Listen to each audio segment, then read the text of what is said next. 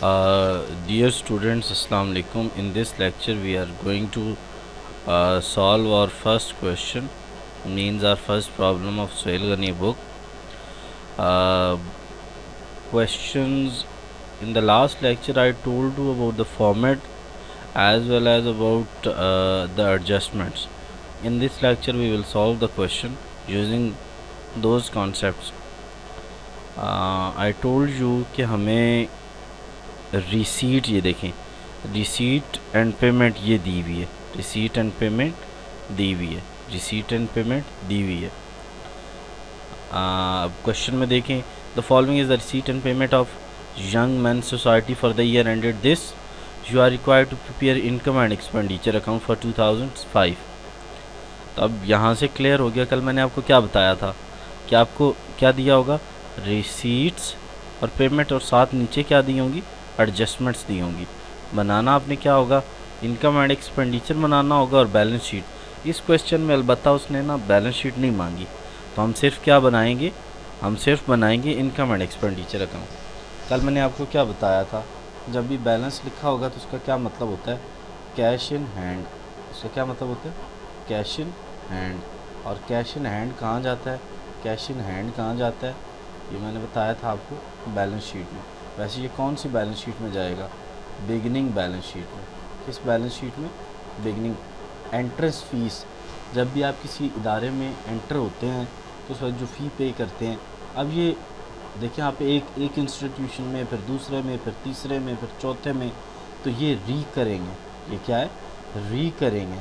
और जो री करेंग चीज़ें होती हैं वो कहाँ जाती हैं, इनकम एंड एक्सपेंडिचर अकाउंट में। इनकम एंड एक्सपेंडिचर अकाउंट में ये जाती हैं ऐसी चीज़ें, इनकम एंड एक्सपेंडिचर में जाएंगी। अच्छा जी, नेक्स्ट डोनेशन। डोनेशन भी बार बार होते हैं, ये भी रिकरिंग है, ये भी कहाँ जाएंगे, देखें इदारा बार बार डोनेशन ले रहा है ना, सब्सक्रिप्शन, ये भी बार बार होती है, ये भी कहाँ जाएगी, इनकम एंड एक्सपेंडिचर में। इसके अलावा जो हमारी है इंटरेस्ट ऑन इन्वेस्टमेंट, ये भी बार बार होता है, इंटरेस्ट ऑन इन्वेस्टमेंट भी बार बार होता है, ये भी कहाँ जाएगा, इनकम एंड एक्सपेंडिचर में जाएगा। जो ये हमारा इंटरेस्ट ऑन इन्वेस्टमेंट है ये भी बार बार होता है और ये कहाँ जाएगा, इनकम एंड एक्सपेंडिचर में जाएगा। ठीक हो गया जी। अच्छा, मैंने आपको कहा था सेल ऑफ फर्नीचर, ठीक है, सेल ऑफ फर्नीचर मैंने आपको कल बताया था कि वो कहाँ जाएगा, वो जाएगा, ये आपका एसेट होता है, ये आपका एसेट होता है, और ये जाएगा कहाँ, ये जाएगा बिगिनिंग बैलेंस शीट में। कल बड़ी डिटेल में इसमें हमने डिस्कशन की थी, ठीक है। तो ये कहाँ जाना है, एसेट कहाँ जाना है, बिगिनिंग बैलेंस शीट में जाना है। सेल ऑफ ओल्ड न्यूज़पेपर, यार ये तो रिकरिंग होता है ना, देखो रद्दी यार जिसे हम कहते हैं, जो पेपर होता है, वेस्ट पेपर, जो अखबार बच जाता है, ठीक है, तो बेच दिया हमने, तो कहाँ जाएगा, इनकम एंड एक्सपेंडिचर में ही जाएगा ना यार, बार बार होता है ना, इनकम है हमारी। रिसीट फ्रॉम रिक्रिएशंस, रिफ़्रेशमेंट्स हमारी बार बार होती हैं, तो इनकम एंड एक्सपेंडिचर। और मिसलेनियस रिसीट्स भी बार बार होती हैं, ये भी कहाँ जाएगा, इनकम एंड एक्सपेंडिचर में जाएगा। तो आइटम्स होपफुली आपको हम पहले मार्क कर लेंगे कौन कौन सा आइटम किस किस में जाएगा, कौन कौन सा आइटम इनकम एंड एक्सपेंडिचर में जाएगा और कौन कौन सा आइटम जो है वो हमारा बैलेंस शीट में जाएगा। बुक्स, तो बुक्स अगर हम देखें, ठीक है, इसको आप समझो परचेज़ ऑफ बुक्स है, ये क्या है, परचेज़ ऑफ बुक्स। तो परचेज़ ऑफ बुक्स कहाँ जाएगा, एंडिंग बैलेंस शीट में। कहाँ जाएगा, एंडिंग बैलेंस शीट में, ठीक है ना।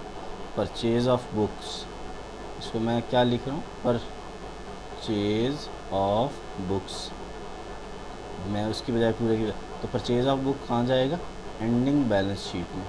कहाँ जाएगा, एंडिंग बैलेंस शीट में। बुक्स यार एसेट्स होते हैं, एक बुक ली वो लंबा अरसा चलेगी, आप उसे संभाल, लाइब्रेरी में आप देखिए ना यार कितना अरसा बुक्स पड़ी होती। सोसाइटी है, उन्होंने बुक्स रखी हुई हैं लोगों के लिए, जो लोग बुक्स पढ़ेंगे और जो लोग मतलब उसको करेंगे, तो इसलिए ये कहाँ जाएगी, ये जाएगी एंडिंग बैलेंस शीट में जाएगी, ठीक है। इसके बाद हमारे पास नेक्स्ट जो है प्रिंटिंग एंड स्टेशनरी, ये रिकरिंग होता है। प्रिंटिंग एंड स्टेशनरी क्या होता है, रिकरिंग होता है। और रिकरिंग चीज़ें कहाँ जाती हैं, आपको पता है, इनकम एंड एक्सपेंडिचर में, वैसे एक्सपेंडिचर में जाएगी। इनकम एंड एक्सपेंडिचर में किस साइड पे जाएगी?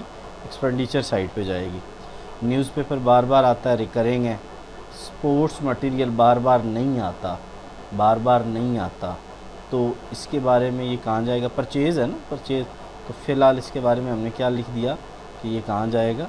एंडिंग बैलेंस शीट में। रिपेयर्स जो है, रिपेयर्स जो है ये बार बार होती है, रिपेयर्स जो है ये बार बार होती है, रिकरिंग है। इन्वेस्टमेंट, इन्वेस्टमेंट भी हमारा क्या होता है? एसेट। आप इसको भी कहो purchase of investment, purchase of investment, यानी हमने इन्वेस्टमेंट परचेज़ की। एंडिंग बैलेंस शीट किस में जाएगा? Ending balance sheet. नेक्स्ट हमारा furniture, purchase of furniture, purchase of furniture, ending balance sheet, ending balance sheet. ठीक हो गया जी।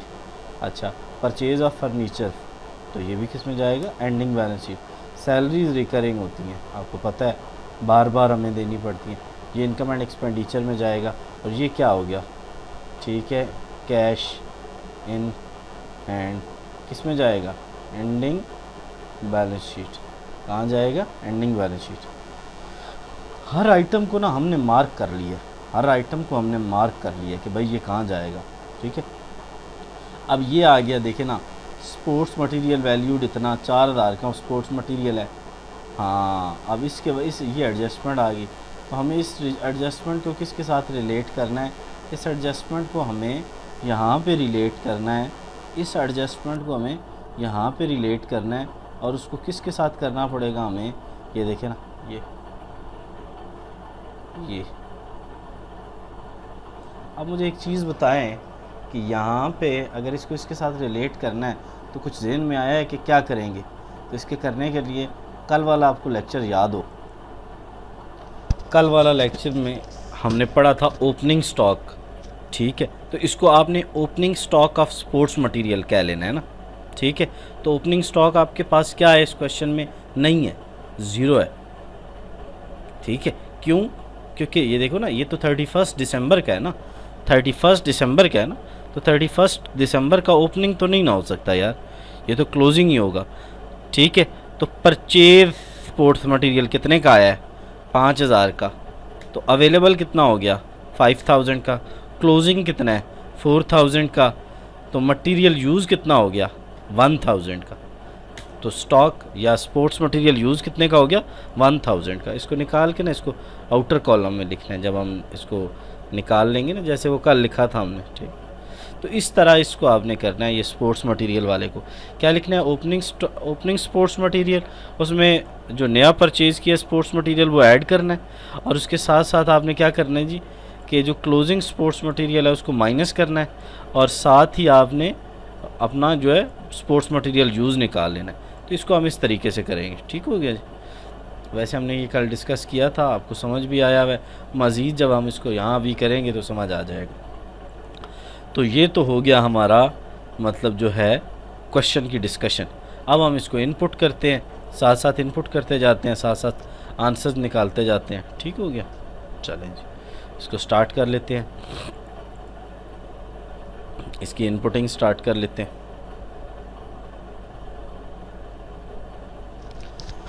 अच्छा जी, फ़र्स्ट ऑफ ऑल मुझे ये बताएं कि ये क्या चीज़ है जी? ये है हमारी, ये जनाब हमारी है रिसीट्स। तो जो रिसीट्स होंगी लॉजिकली वो क्या बन जाएंगी? इनकम्स बन जाएंगी। और जो हमारी होंगी पेमेंट्स होंगी वो हमारे क्या बन जाएंगे? एक्सपेंडिचर्स बन जाएंगे। जो हमारी रिसीट्स हैं वो हमारी इनकम्स बन जाएंगी, और जो हमारी पेमेंट्स हैं वो हमारे क्या बन जाएंगी? एक्सपेंडिचर बन जाएंगी। अब आप मुझे ये बताएं कि जो हमारी कैश इन हैंड है, कैश इन हैंड वो हमने डिसाइड नहीं किया हुआ बिगनिंग बैलेंस, हमने तो बैलेंस शीट बनानी ही नहीं है यार इसमें। तो इसका मतलब है इसको हम इग्नोर कर दें, इसको हम क्या कर दें? इग्नोर कर दें। ये वाली जो हमारी हमारे पास है आइटम जो है हमारा, इसको हम इग्नोर करने लगे। ठीक, इसको क्यों इग्नोर किया? इसको इसलिए इग्नोर किया कि इसकी यार हमें ज़रूरत ही नहीं है। ठीक है, हमें इसकी क्यों ज़रूरत नहीं है? क्योंकि हम बिगनिंग बैलेंस शीट बनाने नहीं लगे। उसके बाद नेक्स्ट क्या है? Entrance fees. तो एंट्रेंस फ़ीस को हम लिख लेते हैं। यहाँ हम क्या लिखेंगे? एंट्रेंस फीस कितनी हो गई जी 6000, आउटर वाले कॉलम में लिख दिया। उसके बाद डोनेशन, डोनेशन हमारा कितना हो गया जी, ये है हमारे पास, नहीं इट्स 650 और इट्स 6000। उसके बाद है जी सब्सक्रिप्शन, सब SC और I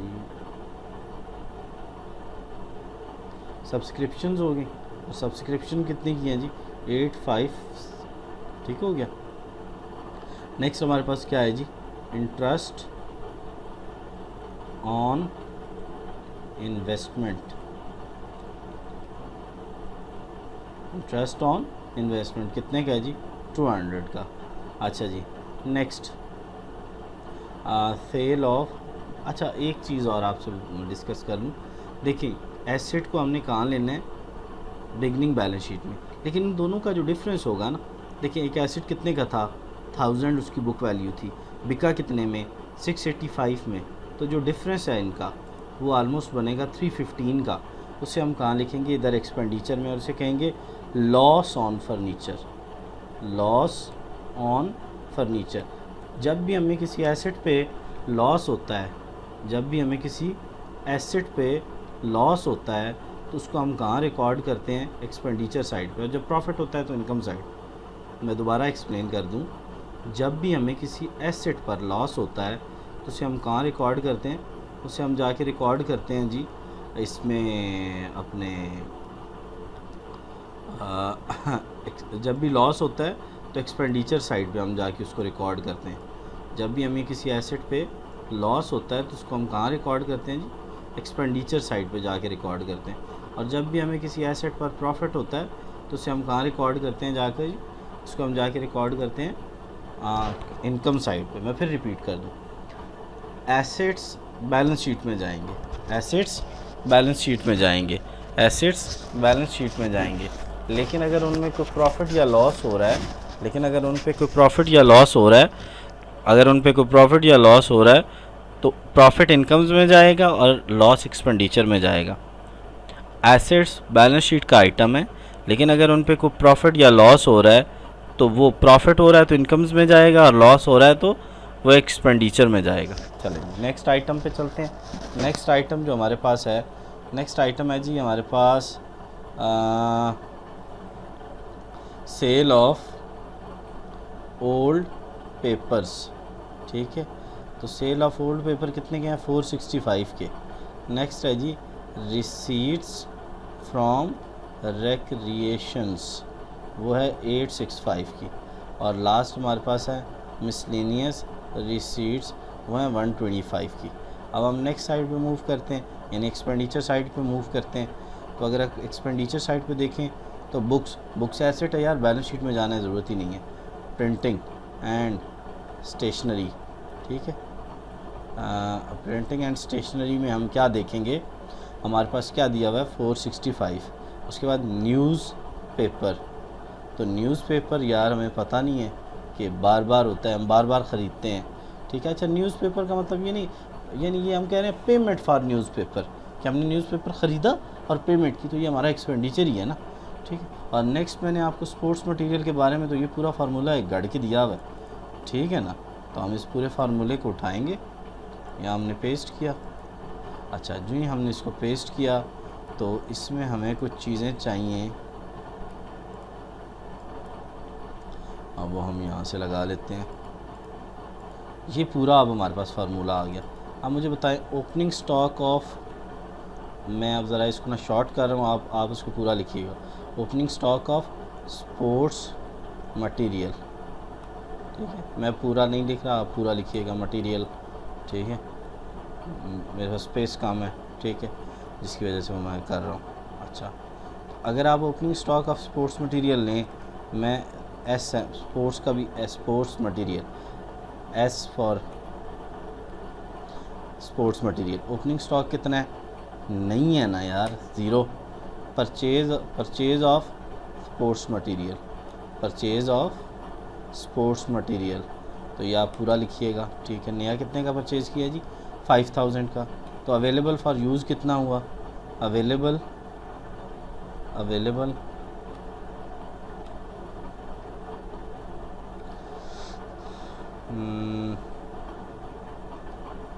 अवेलेबल फॉर यूज़, यार ऐड कर लो ना दोनों को, 5000 हो गया।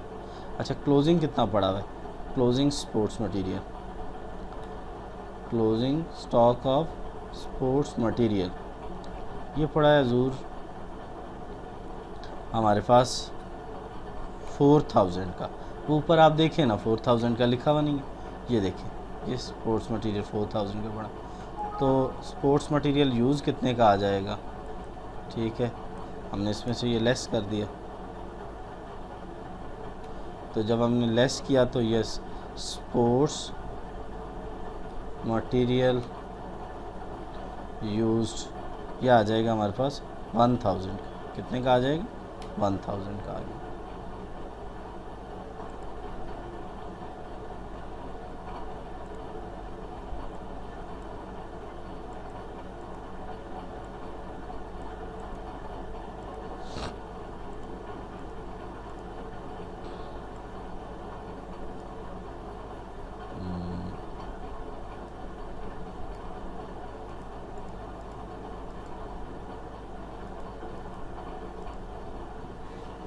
अच्छा जी, अब ये लाइन आ गई, फॉर्मेट लें जी, ख़त्म हो गई।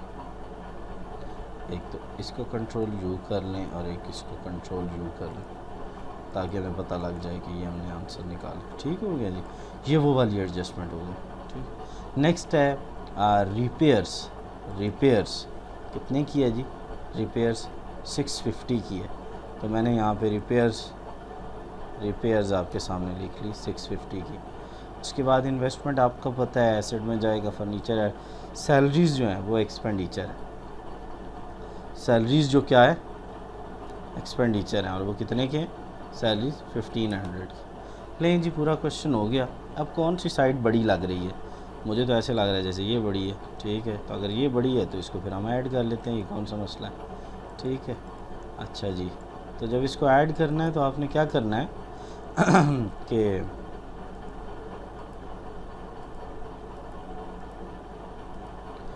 देखिए जी, यहाँ पे हम इसका टोटल कर लेते हैं। टोटल करना बड़ा आसान है, ये हो गया। अब इधर भी इतना ही आना चाहिए, इधर भी इतना ही आना चाहिए, आ गया जी। तो अब इसका और ये देखें, ये माइनस, ऊपर वाले सारे इसमें से माइनस कर लें, ऊपर वाले सारे माइनस कर लें।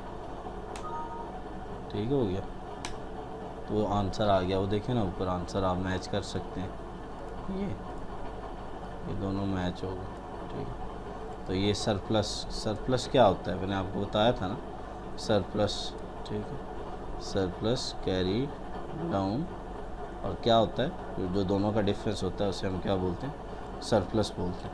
दोनों का जो डिफरेंस होता है उसे हम क्या बोलते हैं, इसकी बॉर्डर को हम थोड़ा सेट कर लेते हैं। जो सरप्लस क्या होता है मैंने आपको बताया था, ठीक है, कि जो दोनों का डिफरेंस होता है उसे हम क्या बोलते हैं, सरप्लस बोलते हैं। ठीक है, यहाँ पे एक अगर बॉर्डर आ जाए तो बेहतर है।